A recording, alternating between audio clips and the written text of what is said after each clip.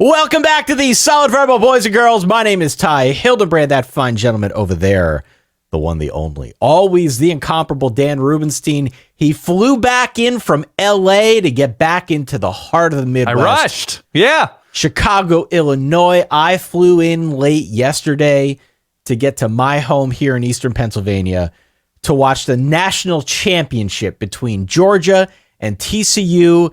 And Dan, Georgia won 65-7 in this game. I thought they were going to hit 70.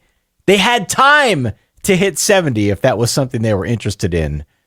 Alas, they hit the over themselves. 65-7, your final, sir. How you doing this fine evening? I'm all right. And look, I booked this flight thinking I was going to rush home to cover in some way remotely with you a competitive national championship game.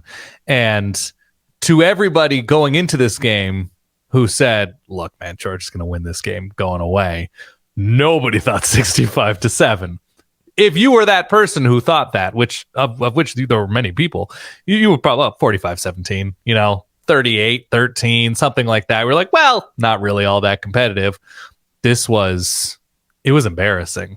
It was embarrassing in how simple. It's not simple to play that level. I mean, even if you have the players that Georgia has, the high level players who are coached excellently and develop excellently, that it was a run through in certain respects that, I don't know. I don't have stats in front of me. Stats at this point are not that important. Whether it's 9 yards a play, 11 yards a play, 8.5 yards a play. Yeah. It was easy. It was not, you have to respect how Georgia did this or did that. It was, even though it's hard, it was easy, if that makes any sense, because whether it was the running game, whether it was Brock Bowers, whether it was actually good, as I've been ringing this bell now for years, Stetson Bennett making plays that it's weird that nobody else in the sport can consistently make as many winning plays as Stetson Bennett can. They had their national championship game last week, and it was almost like this was the Pro Bowl, right? That this is just the walkthrough in a warm climate of just like enjoying the spoils of your efforts. Yeah. Well, again, 65-7, the final score. We ended our live stream early. Yeah, we ran out of content. I don't know how Fowler and Herbstreit did it. I guess they're paid more to do it than you and I, but it was tough going there down the stretch as Georgia still maintained the upper hand despite having such a huge lead. Look, if you're tuning in for the first time, if maybe you just found us, I don't know, it's late in the season, it's the last game of the season. Hit subscribe, hit follow, whatever your podcasting platform gives you the option to do. We will be with you all off-season long, talking all things college football. We, of course, have recruiting. We, of course, have more transfers that I'm sure will be afoot. If any of the previous couple seasons has been a guide, there will be plenty of college football news to discuss here in the offseason. So make sure you stick with us. Maybe you're watching along on YouTube. Hit the subscribe button so that you don't miss any of our video content as well. Why don't we dive in? Why don't we talk about this? Yeah, whatever you want, Ty. Yeah, I mean, I hate to do this, but guess who just got murdered? I don't want to grave dance here. I know TCU fans were certainly happy to be in this game. They felt they had a chance. Sure. We did our live show in LA, which was a huge success. Thank you so much to everybody who came out to the Troubadour. It was a once-in-a-lifetime experience for us. We had Marshall Newhouse, TCU grad, former NFL lineman, 11-year NFL veteran, up on stage with us talking through a little bit. You'll hear that show on Thursday, a little bit about why he thought TCU had a chance in this game, right? And the whole notion of playing with house money, of being here despite the fact that nobody expected them to get to this championship game. That in and of itself was a national championship for TCU. The fact that they made it this far in Sonny Dykes' first year, the fact that some of the veterans on this team got a taste of a game of this magnitude on the playoff stage. All of these things, I think, are gravy for the TCU program. The problem was severely overmatched in this game. Severely overmatched in this game. It was not a Michigan situation, Dan.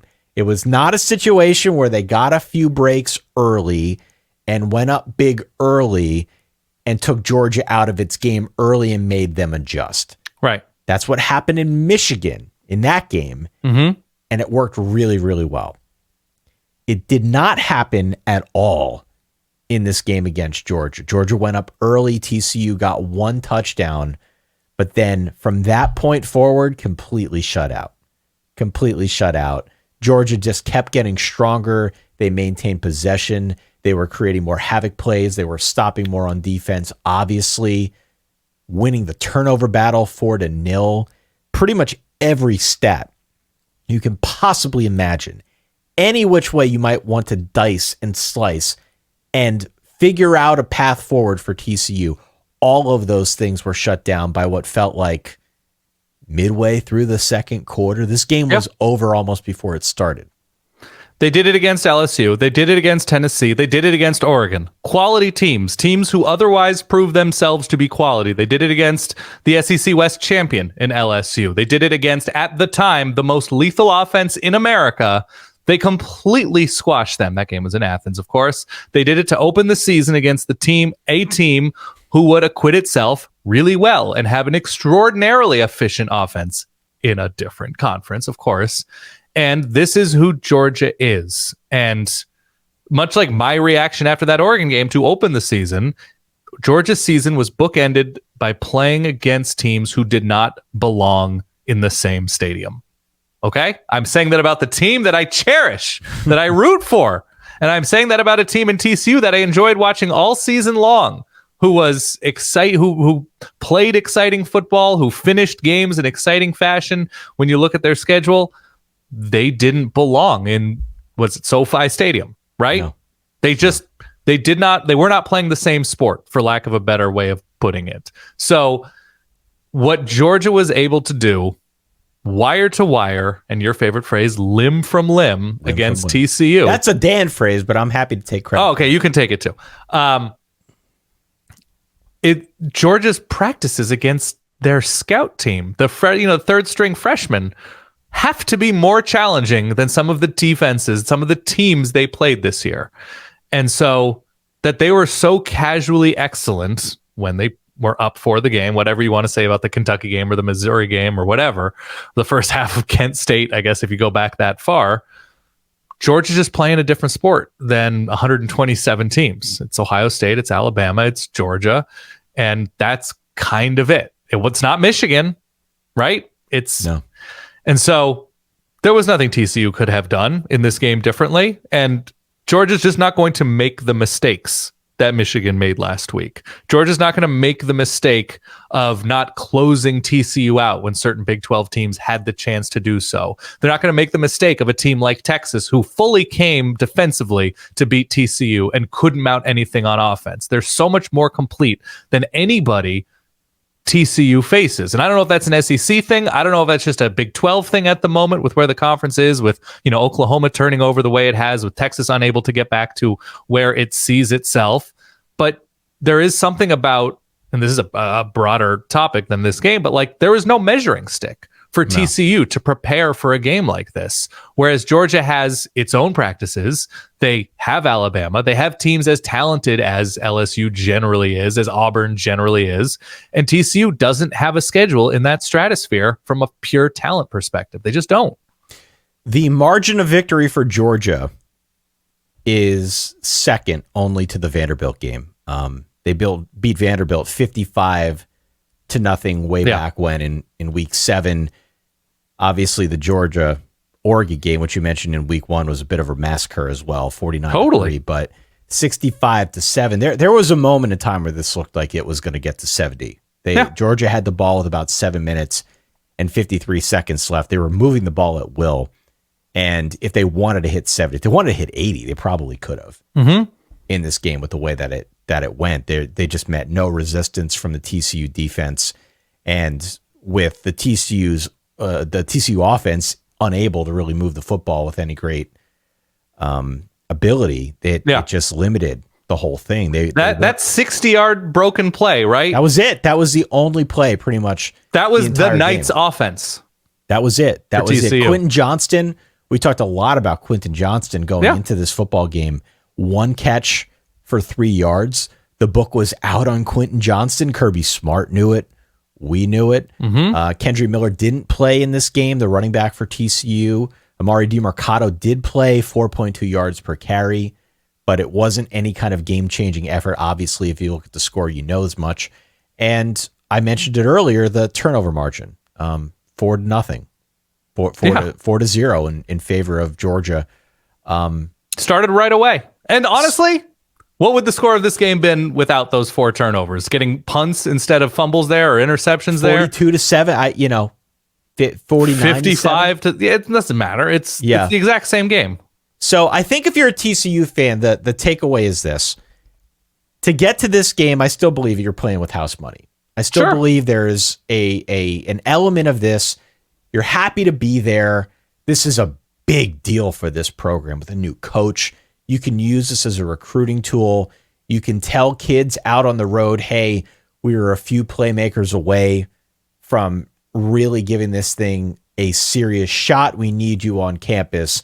But the ceiling is very high for TCU football in this new rendition now under Sonny Dykes. They've got great facilities. There's a lot to like about the state of TCU football, and I think a lot of reason to be excited about where things stand there. But doesn't a result like this, doesn't it at a certain level, it enters your brain? It has to. If you're saying it doesn't, you're lying. Doesn't it enter your brain the futility of being TCU? I felt it as an Oregon fan, where it's just like, no matter what TCU does, these next 5 years, 7 years of Sonny Dykes, if Kirby Smart is at Georgia and locked in, if Ryan Day is at Ohio State and locked in, if Nick Saban is at Alabama and locked in, maybe it's 35-13, right? There's nothing TCU can do to meaningfully close that gap. And this is not me lamenting the realities of the top of the sport. It's me saying, let's enjoy other parts of the sport a little bit more when we have those opportunities in October and November. But you watch that game and it's the depth, it's the waves, it's the experience, it's the comfort, it's the intuition on both sides of the ball, where Georgia's playing against air on a certain level, right? That Brock Bowers, whether he's lining up against Tennessee, TCU, Oregon, whoever, he's just getting his. There's an inevitability about football at the top that when they're not playing each other, it's just a shrug and that's how it goes kind of thing. Yeah. Yeah, it is a shrug. I mean, Brock Bowers, 7 for 152 and a touchdown. Lad McConkey, a name we hadn't even mentioned. Yeah, beat up. We weren't sure what his status would be. He's been beat up since the SEC title game, 5 for 88 and 2 touchdowns. A.D. Mitchell caught one pass for a touchdown, 22-yarder. Stetson Bennett, by the way, we can get into Stetson Bennett and talk about what his legacy is, but 6 total touchdowns if you count the 2 that he ran for and the 4 that he threw. But just to close the loop on all things TCU, look, to get to this point, to get to this game, clearly nobody expected it at the start of the season. It is certainly a testament to what Sonny Dykes did very quickly to organize the troops. It is a testament to the veteran unit that the Horned Frogs have on their side that helped get them here through thick and thin. It was not easy this season. It was not easy. There were many chances to lose. And I think really just by sheer force of will, they were able to get into a situation like this, to get into this game. So kudos to them on a great season, but they were overmatched. They got completely dominated by a team that was better. And I can't even say that that's a black eye for the TCU program. Nobody wants to lose 65-7, but it was a hell of a year for TCU, and they went up against a team that was better and was prepared, and more importantly, was not bored. They were not bored to be in this situation, as we saw against Missouri, some of these other teams that Georgia played earlier in the year, when we questioned where they were at as a program. Are they losing steam? Are they vulnerable? They got better down the stretch, whereas other teams maybe started to show some of their true colors. Yeah, and we're also here because Ohio State couldn't play 4 quarters against Michigan, right? That certain things had to happen with these top flight teams, these top flight programs who know how to build up to this point, but have trouble sustaining. Can't be said about Georgia, right? The step back Alabama's taken on defense at times. The step back Ohio State's taken in those tough, high leverage moments at times. whatever the hell Dabo Swinney's trying or not trying to do at Clemson as the Tigers kind of fade into the background of this conversation, right? USC's complete ignorance of defense, right? They may have had a championship offense this year, and probably not. I don't think the line and the running game were there, but they did something on a championship level. They just played defense on a MAC championship level. So it's frustrating that we have a Georgia team that it's very simple for all of us to say, well, they have the best players, they're getting the best results. Yeah, right. They did it with a walk-on who left to play junior college at quarterback. All of their players get better, and they're the team who constantly fields top five classes and turns them into NFL draft picks who win games going away. If it were just easy enough to recruit great, talented 4 and 5 star players and turn them into championship caliber teams year in and year out, we'd be having conversations about football in College Station. We'd be like, well, if Stetson Bennett can do it, then obviously if that's the blueprint, then Haynes King or Max Johnson, these former blue chip guys, and not for, I don't mean for Texas A&M to be taking strays here. It is always fun though. They would be neck and neck, right? They would be throwing it to Moose Muhammad and Evan Stewart and handing it off to Devin A-Chain behind a blue chip line with all these 5-star defensive linemen. And they would be just like a push-pull from the west to the east. And oh my God, Alabama one year, A&M another year, Texas another year. And that's not the reality.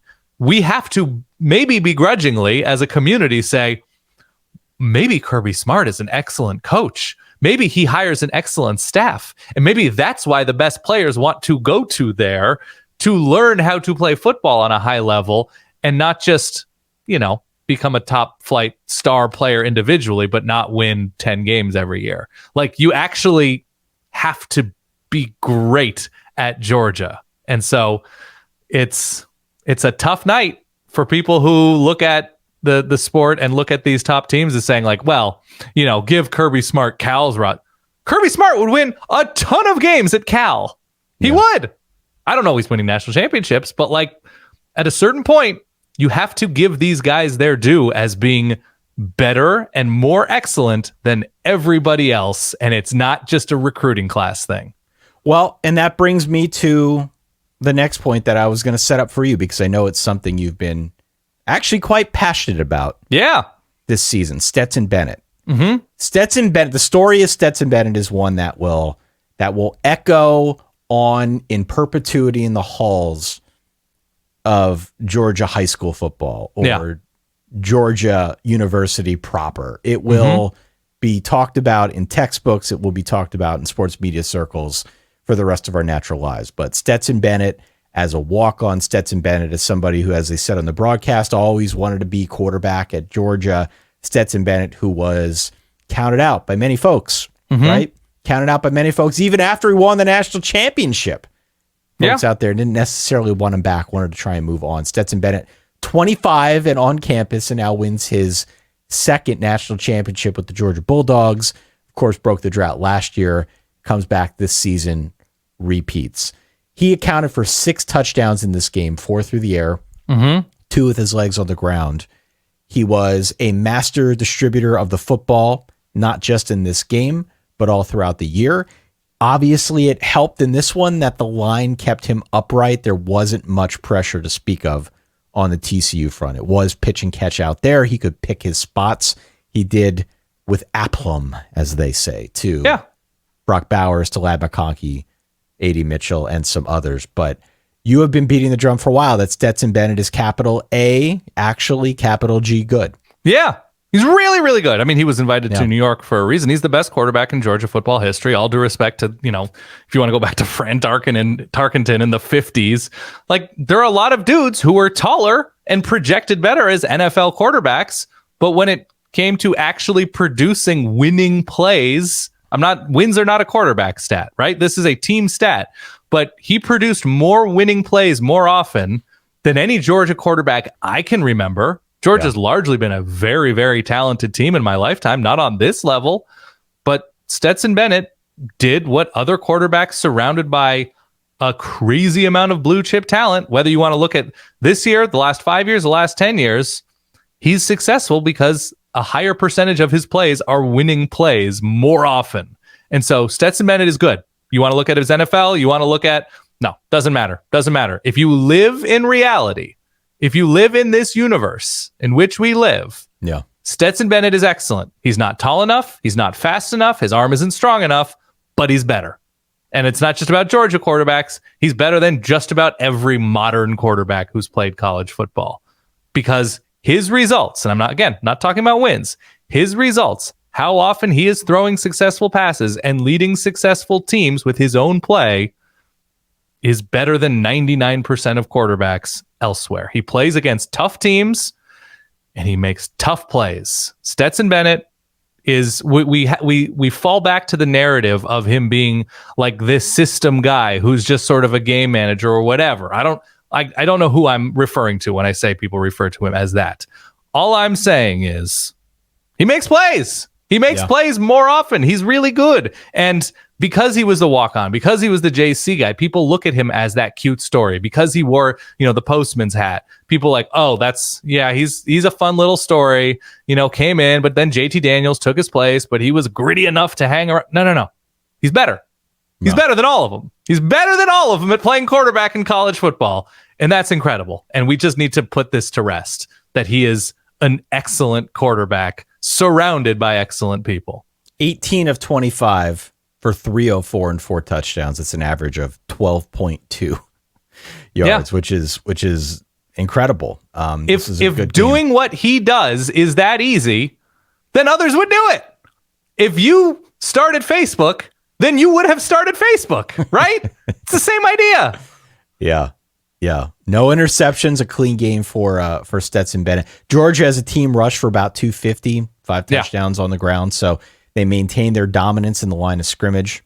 They've been doing that all season long. It should come as no great surprise, but the fact they did it in the manner that they did here helped them control the football game. If you kind of get rid of that last drive in this football game, which was in effect a clock-killing drive just to get this thing over with, Georgia scored on something like all but one of their drives, 10 of 11 drives, something crazy in this football game. So it really was not a matter of TCU just having any recourse to stop this Georgia offense. They were just very, very solid.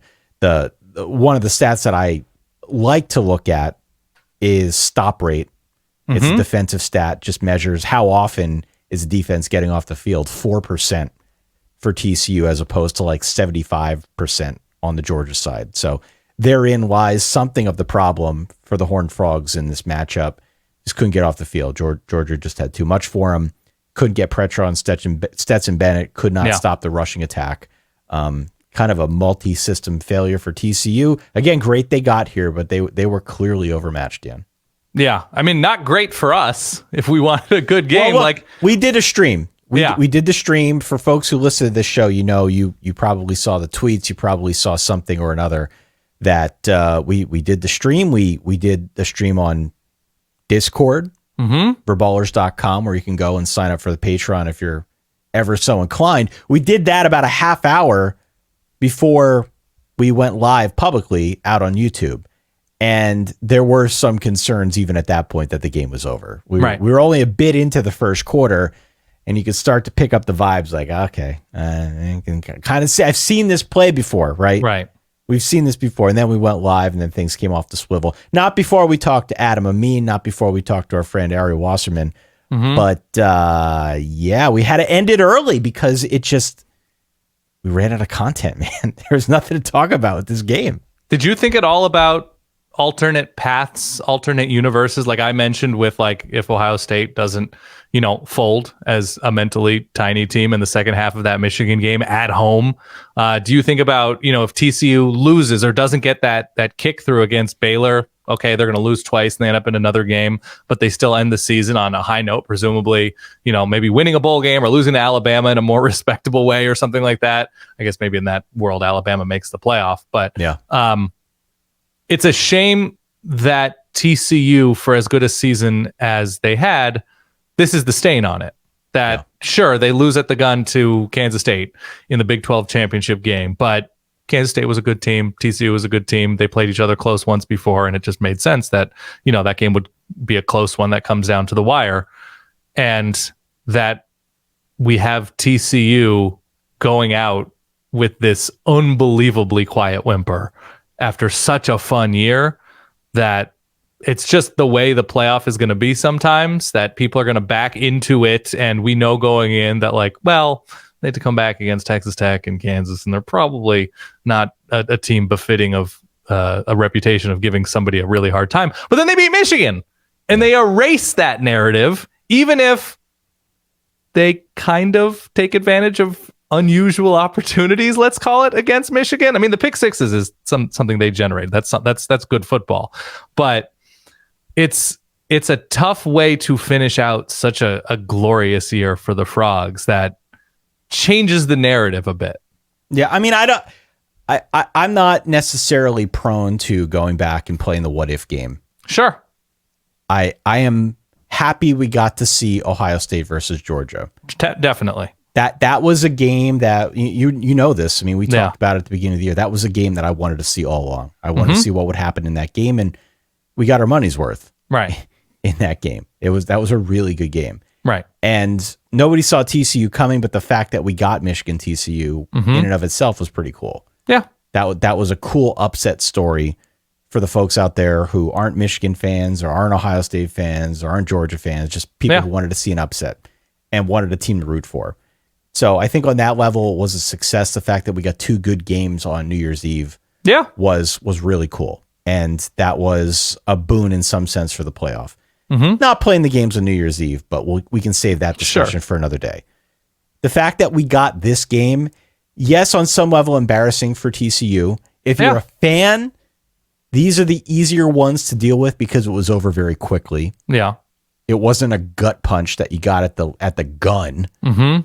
Right? Like Ohio State did against Georgia. This was a quick death.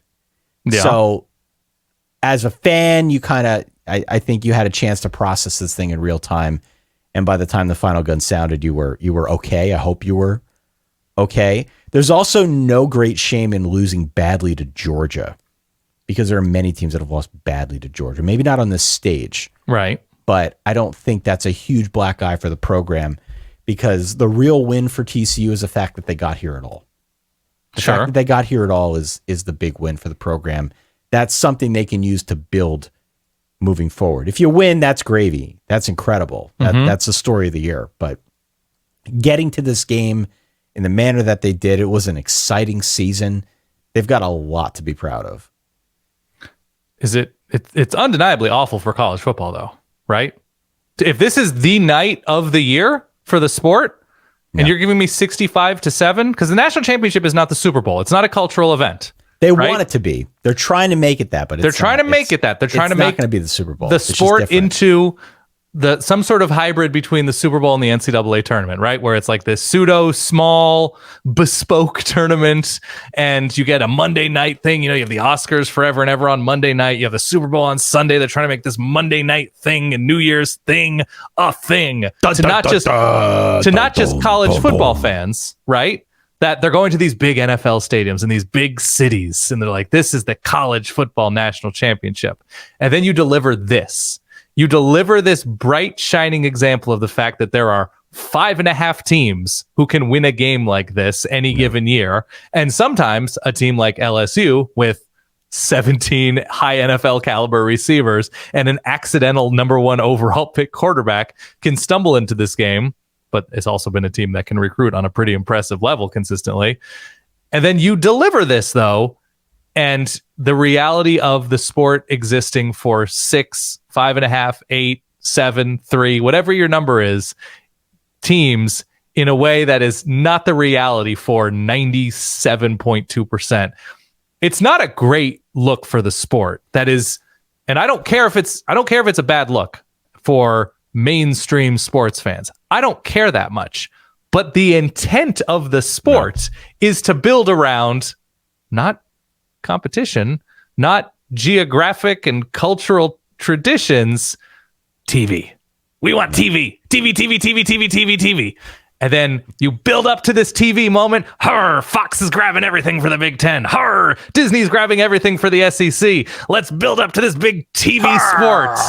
And then you give us garbage that nobody wants to watch for longer than 8 minutes. Good job, everybody. It really fell flat. Great job. We had Ari on the stream in I guess he was our second guest, so the early part of the second half or around halftime. And he was like, yeah, I can go write my column early. Yeah, of course. I can go write my column early because we all knew what was going to be the conclusion of this. Yeah, it's not great for college football. No. If you're a fan, you want close games. As Andy Staples said on the preview show we did in the moving van, we never had 3 good playoff games, let alone 2.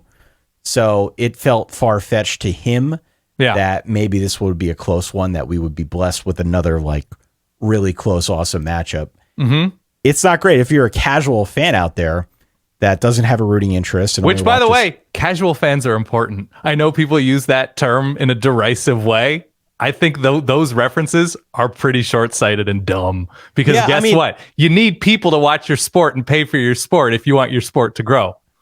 Well, and my point with that is just that those are the people that you're in some sense trying to win over, that you want to be. If you're of the belief that college football is going to be this TV sport that's going to make a ton of money. TV. Yeah, thank you. Yeah. If you're of that belief, you need those folks to like take more of an interest in college football, watch more of college football. Yeah. You see 65-7, they're not going to watch a whole lot of it. We watched it only because we had to.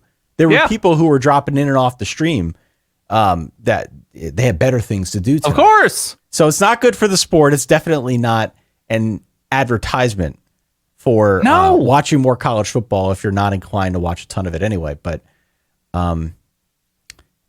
65-7. Dude. Well, and it's the other thing is too, and I don't think it's just going to extend to sports fans who are moderately interested in college football, but it's going to extend to college football fans too.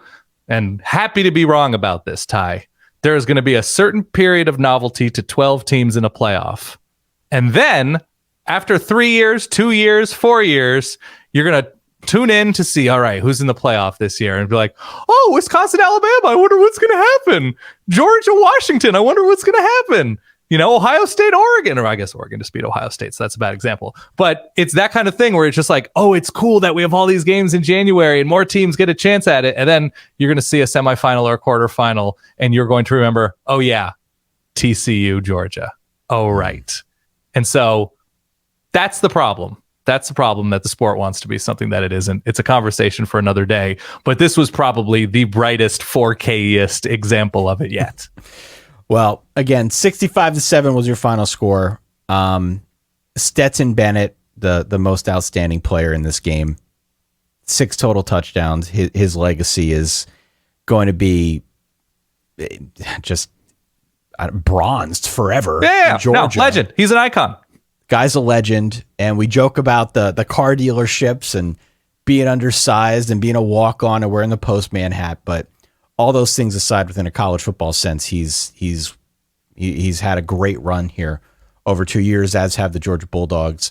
Congratulations to them, to Kirby Smart, to all the Georgia fans out there. We have a lot of Georgia fans that listen to this show. Yeah. Congrats to one and all on your second consecutive championship. There's a pretty good case to be made that Georgia's number 1 going into next season. Sure. But we can talk about next season in a few days. Yeah. Officially, at time of recording here, we're recording this late on Monday evening, January the 9th. Every team is now undefeated, Dan. Yes. Every team is now undefeated as we head into the long, cold months that are the offseason.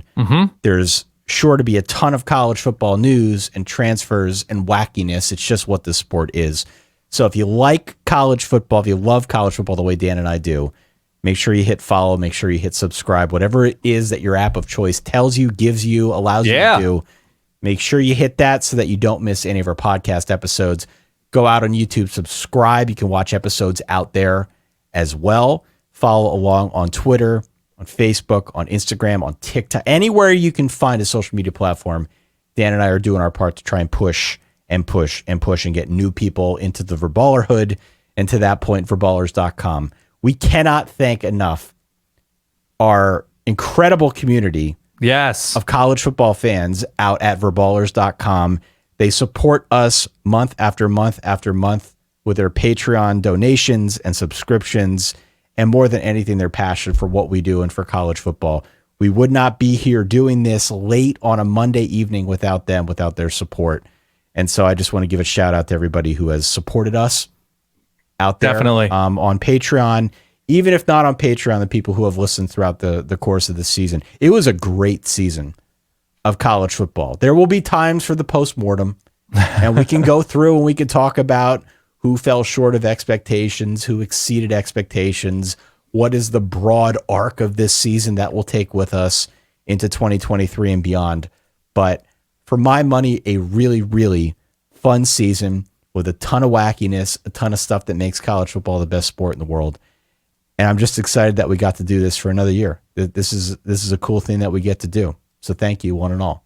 Yeah, and I guess in the spirit of us doing a show in LA, trying to find and figuring out who the one true champion is, I guess it makes sense to officially say that it's the Jackrabbits of South Dakota State, people. Let's go. Yeah. I mean, they almost beat Iowa, right? And then almost beat Iowa. They fully, comfortably beat North Dakota State in Frisco, That was a big deal, that game, by the way. Huge. One true champion. South Dakota State. One true champion. Go South Jacks. Dakota Jackrabbits. All right, so here's the deal, folks. Verballers.com continues on. Go on out, sign up, be part of our Discord, be part of our Patreon community. We're excited to keep the train rolling over there. We've got all sorts of great ideas for the off season. Yes. Don't forget to go on out, as I said earlier, to all of our social media channels. Make sure you follow us there. Don't forget, of course, to tune in a little bit later this week. We're going to post that live show, the One True Champion show that we did live at the Troubadour. Still can't believe that the Troubadour let us in. Great. So good. The Troubadour people were super chill and very cool and accommodating and helpful, and helped us make the One True Champion live show all that it could be. So we're grateful for that. Here's where Elton John performed for the first time in America. Here's where Glenn Fry and Don Henley met at the bar and eventually became the Eagles. Here's where Dan and Ty compared Alabama's losses to Jonah Hill dropping an iced coffee, I guess. Yeah, it all fits. It all fits. So make sure that you hang around and tune in for that show a little bit later on this week. Yes. It is late. You and I are travel weary, to say the least. We are a bit jet lagged, but it's been real and it's been fun. Congratulations to the Georgia Bulldogs, 65-7, defending champions, 2-time national champions. We can talk all off season long about what it takes to get to 3, if that's a thing that you're interested in. For that guy over there, Dan Rubenstein, for myself, Ty Hildenbrand. Thank you so much for downloading, listening, supporting all this time. We will talk to you all soon. In the meantime, stay solid. Peace. And to all of those who listened, Ty, for the entirety of this episode, for one last time, the 2022 and I guess somewhat 2023 season. Punt, fumble, touchdown, punt, interception, end of half, punt, downs, punt, and they didn't even have the ball long enough for me to keep going. TCU loses.